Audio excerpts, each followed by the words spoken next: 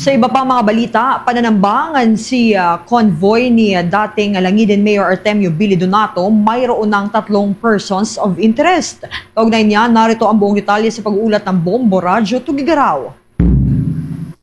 Mayroon na umanong 3 persons of interest sa mga otoridad sa lalawigan ng Abra sa nangyaring pananambanga sa convoy ni dating Langiden Mayor Artemio Billy Donato noong hapon ng February 28. Dalawang nasawi sa nasabing pangamaril sa Sitio Palikad, Poblacion Pilar na sina Froilan Bueno, punong barangay ng Quilat Langiden at Kevin Bueno. Sugatan din sa insidente si Sonny Visares.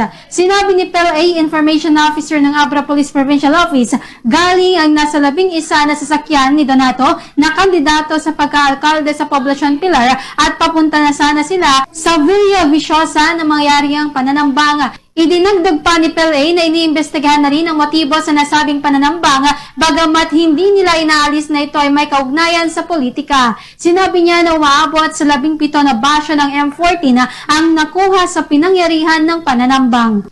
Implement, yung dapat implement, maglagay tayo ng mga tao natin doon sa mga border control,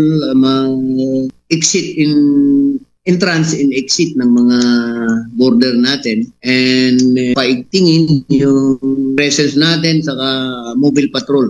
Yan ang balita mula dito sa Bombo Radyo Tugigaraw. Para sa Bombo Network News, ako si Bombo Genevieve Antonio. Para sa #1 and most trusted radio network in the country, Bombo Radio Philippines, Basta Radio, Bombo.